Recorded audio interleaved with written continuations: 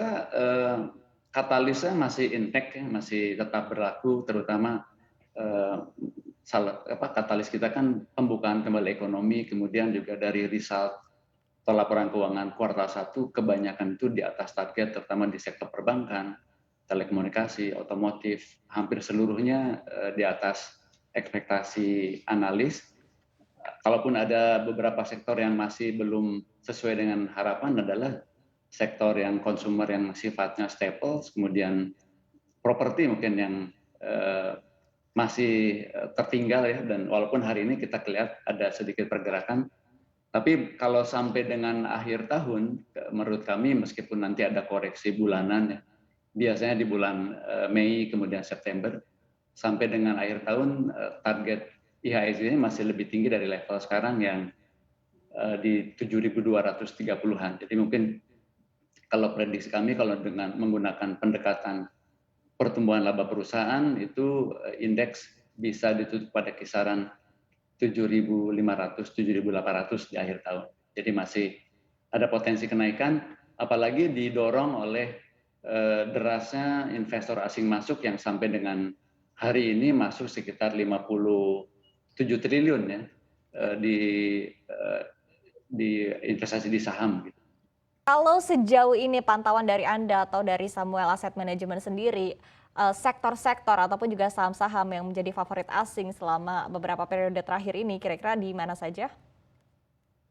Masih di perbankan, kemudian komoditas ya kalau kita lihat, kalau investor yang tidak mengukur portofolio yang tidak berdasarkan ESG, maka mereka bisa masuk ke komoditas, kemudian juga sektor industri, otomotif, retail yang sifatnya bukan yang staple tapi retail itu termasuk yang dimasuki, kemudian juga teknologi ya, masih setelah koreksi kemungkinan juga ada potensi masuk.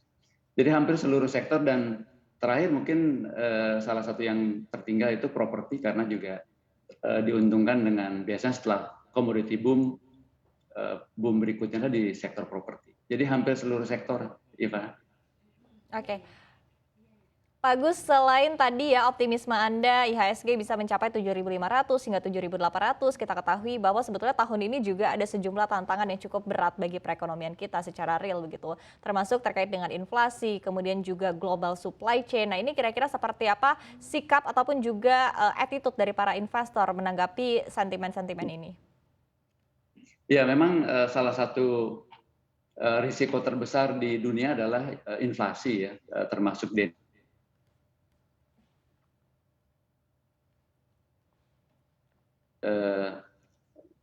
dan kalau inflasinya tinggi itu otomatis salah satu kebijakan yang diambil oleh bank sentral adalah kenaikan bunga bank sentral ya, sebagaimana yang nanti kita lihat minggu depan mungkin Fed pun sebagian besar konsensus bilang bisa langsung ke tambahan 0,5%, tidak lagi 0,25%, tapi langsung ke 0,5%, sehingga Fed Fund Rate langsung ke 1%.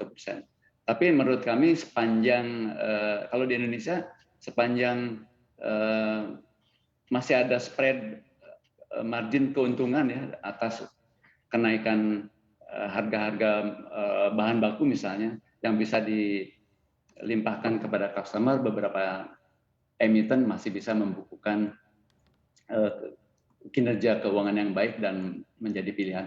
Salah satunya memang perbankan. Kenapa? Karena dengan meskipun nanti ada kenaikan bunga, tapi cost of fund atau biaya bunga perbankan saat ini di Indonesia termasuk yang paling rendah, sehingga sepanjang 2 tahun terakhir ini di tengah limpahan likuiditas di perbankan, mereka menikmati net interest margin yang lebih tinggi dan kinerja keuangan yang lebih baik juga, sehingga bank sebagai proksi terhadap sektor-sektor yang ada di ekonomi juga menjadi pilihan.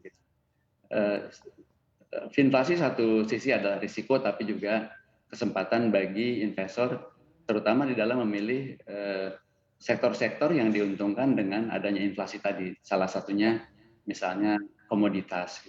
Ya. Oke. Faktor risiko kedua tentunya geopolitik ya, yang mungkin sampai saat ini belum kelihatan ujungnya. Dan